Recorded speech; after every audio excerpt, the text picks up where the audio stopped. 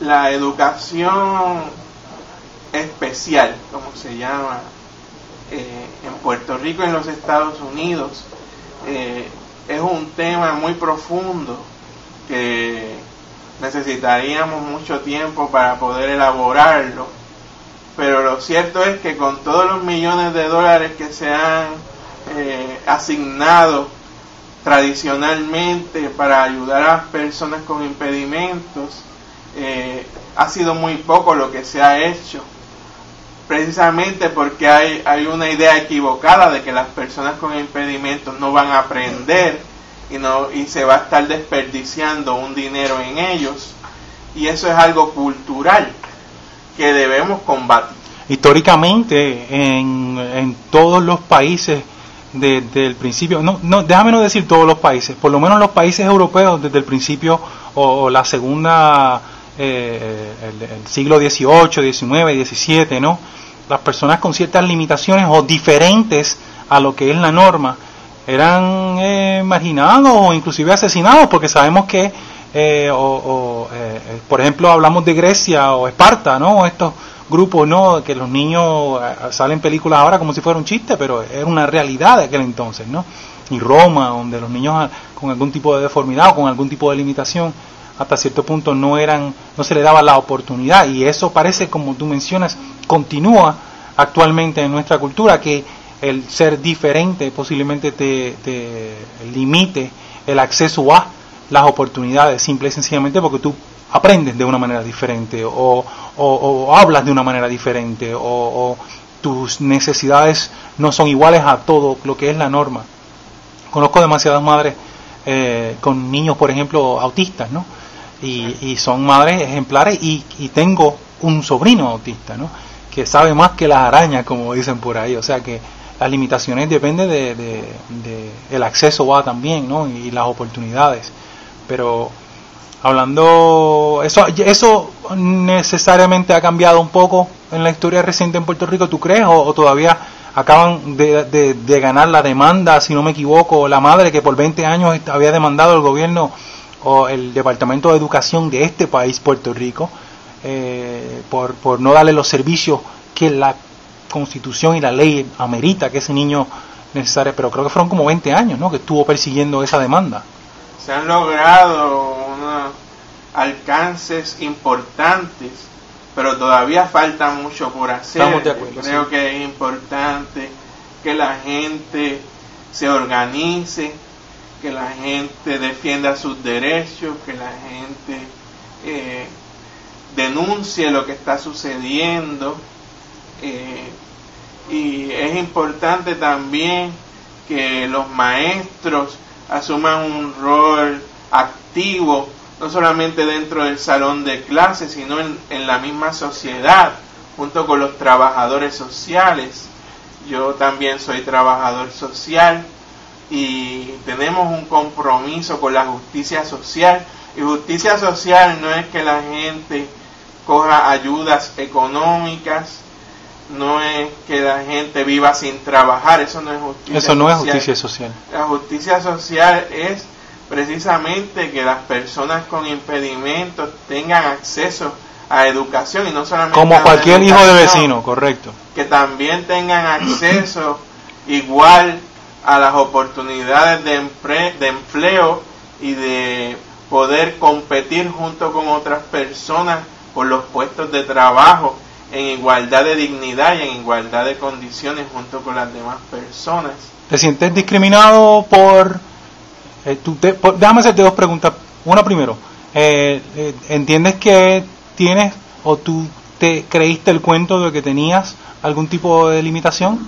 ¿Tú entiendes que tienes algún tipo de limitación más allá de la institucional? Yo creo que todos los seres humanos, todos, o no vemos bien, o no caminamos bien, o tenemos algo, o no escuchamos bien, quizás por los ruidos que hay en el mismo ambiente, que hace que vayamos perdiendo poco a poco nuestra audición.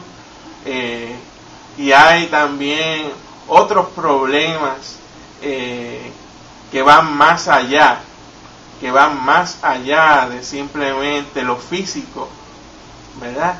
Cómo la gente te ve a ti. Así es. Entonces, tú puedes ser una persona que puedes dar mucho para la sociedad, pero si la gente te ve como alguien que no puede hacer las cosas, pues la misma gente te cierra las puertas. Eso dicho, te sientes discriminado por el Estado, por instituciones, por agencias, en cuanto a tú siendo una persona con una maestría, la posibilidad de los problemas que sé que has tenido en cuanto a conseguir empleo. ¿Te sientes discriminado por eso? ¿Tú crees que ha sido por tu capacidad? Porque yo no entendería por qué, pero explícamelo a ver si yo lo puedo entender, ¿no? La discriminación es una realidad. Okay. Puerto Rico es un país donde hay muchas desigualdades. Por ejemplo, no es lo mismo que tú hayas crecido en Nemesio Canales, que tú hayas crecido quizá en una urbanización con acceso controlado, un condominio de esos que hay en el condado o en Río Piedra, Montelledra. Sí, no es lo mismo vivir en Montelledra que vivir en el residencial público Nemesio Canales, como tú mencionas, o en Piñones, ¿no? O hasta Loíza o Arroyo, por mencionar algunos de los municipios que sabemos que son de los más económicamente deprivados y que también tienen una población negra significativa, porque sabemos que, por ejemplo, en el caso de Loíza fue uno de los primeros establecimientos de los negros libertos, ¿no?, en este país, pero que hoy todavía sigue siendo el municipio más pobre de nuestro país. De hecho, yo me he interrogado muchas veces si en verdad se ha abolido la esclavitud. Buena pregunta. O si es algo quizá accesorio, como un truco semántico, tratando de vender una sociedad democrática que no es democrática en la práctica. Muy bien.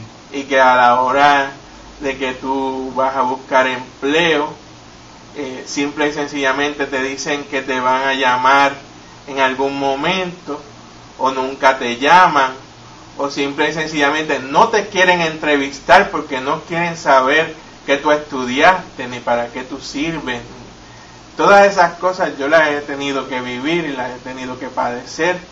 Sin embargo, estoy aquí en pie de lucha, no solamente por mí mismo, sino por todas las personas que han pasado por todo ese tipo de procesos. Y realmente es importante no solamente quejarse por quejarse, sino activamente estar militante, señalando las graves injusticias que se cometen. Y es importante también no tener miedo a decir lo que hemos vivido, lo que hemos pensado, y no tener miedo quizá a la protesta, porque siempre van a decir, inclusive el Tribunal Supremo va a decir que no tenemos derecho a protestar, va a decir que no tenemos derecho a cantar Verde Luz en la UPR de Río Piedra, va a decir que no tenemos derecho a decir que somos discriminados porque quizá recibimos ayuda económica del gobierno, o porque somos de una extracción social pobre, o de lo que llaman comunidades especiales, o porque quizá, como tú dices, la gente te ve distinto porque tú tienes unas necesidades y quizá unas limitaciones biológicas, o unas limitaciones psicológicas, o quizá algún tipo de limitación física también, como no poder ver bien, como no poder caminar bien, ese tipo de cosas. Aprovechando esa transición que has hecho, ¿no?, en cuanto a, has mencionado varias veces en lo que es la Universidad de Puerto Rico, ¿no?, y ciertas limitaciones, inclusive de corte constitucional, ¿no? que pudieran estar imponiendo. Hoy es el primer día de la huelga universitaria, la segunda huelga universitaria este año, por un alza que quiere imponer este señor, el gobernador actual de Puerto Rico, el señor Luis Fortuño, de $800 en un país cuya media en cuanto a lo que es el income promedio del puertorriqueño es $14,000 al año. Este señor intenta añadir un costo de $800 a lo que es la matrícula de la universidad pública del estado, que por cierto ha educado, es la mejor universidad que tenemos en el país, y ha educado a la mayoría de los líderes políticos actuales en nuestro, no solamente los líderes políticos, sino la clase profesional de nuestro país. Háblame un poquito de eso y háblame un poquito sobre su postura y tu posición en cuanto a eso. Eso yo lo veo más bien como un problema filosófico e ideológico, que aún habiendo estudiantes que han apoyado el régimen actual y que sin embargo están apoyando la protesta o la huelga universitaria, han sido objeto de una persecución sistemática, y eso evidencia clara la presencia de la policía y de otras personas que no son ni tan siquiera policías, son unos matones a sueldo que están allí con unas macanas para amedrentar y causarle un problema psicológico a los estudiantes para que no protesten, para que no se opongan a los $800 que les quieren imponer de cuota especial, que eso no es otra cosa que un aumento solapado de las matrículas en la Universidad de Puerto Rico, que es una de las universidades menos costosas, por no decir más barata, porque eso se oye un poco feo, ¿verdad? Menos costosa debido precisamente a que es necesaria la educación pública accesible, tanto para personas pudientes como para no tan pudientes. Y yo apoyo que la universidad siga siendo pública, siga siendo accesible, siga siendo con unos costos realmente justos, tanto para los que tienen dinero para pagar como para los que no tienen mucho dinero para pagar. Y yo lo he vivido en carne propia, porque siendo un estudiante pobre tuve que estudiar en una universidad que no es pública, una universidad privada, que los costos son 3 o 4 veces mayores que en la Universidad de Puerto Rico, sin tener los medios necesarios para pagar todo ese dinero. Y apoyo a los estudiantes, sé que su causa es justa, no es una cuestión de comunismo ni de izquierdismo como los quieren hacer ver o como lo están pintando.